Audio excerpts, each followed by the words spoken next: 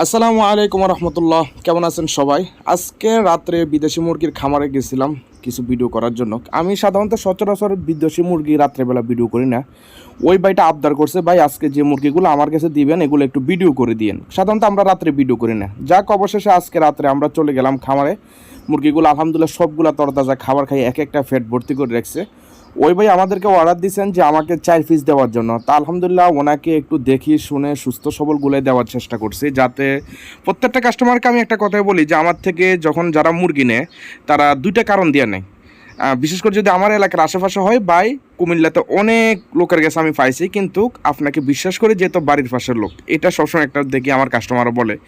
Number 2, যে ভাই আপনি মাদ্রাসার লাইনে পড়েন, যেহেতু কোরআন হাফেজ, এই কারণে আপনার থেকে নিতে বেশি পছন্দ করি। এই দুটা কথা সবসময় আমার কাস্টমার যারা আছে তারা আমাকে বলে।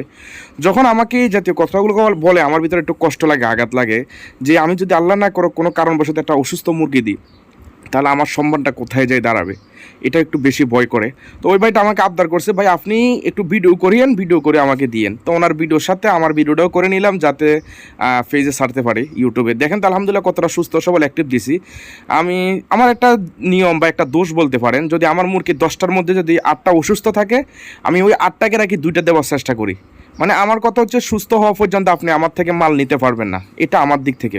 অনেক লোকেরা আছে কি করে, যারা খামারি, তাদের কাছে মুরগি থাকলে হ্যাঁ ভাই আছে, অসুস্থ হোক আর সুস্থ হোক কার্টনে প্যাকেট করে ফাটাই দেয়, এটা ঠিক না। অতএব আমি যখন একটা মুরগি দিই, এবং কি শুধু যার মুরগি তার কাছে ভিডিও ফাটাই তা না, যার ভিডিও তার ভিডিওটা পর্যন্ত আমি আবার ওই ইউটিউব পেজে সারি, এখানেও যাতে 10জন কেন 1000 লোকে দেখার পর যাতে না বলতে পারে যে ভাই অমুককে যে মুরগিগুলো দিয়েছেন এগুলো একটু অসুস্থ দেখা যায়। এই যে আপনারা প্রমাণ দেন, এখানে যে 4টা মুরগি দিছি কোনোটা অসুস্থ মনে হয়? তা আলহামদুলিল্লাহ সবাইকে জেনে আমি সুস্থ সবল দেওয়ার চেষ্টা করি।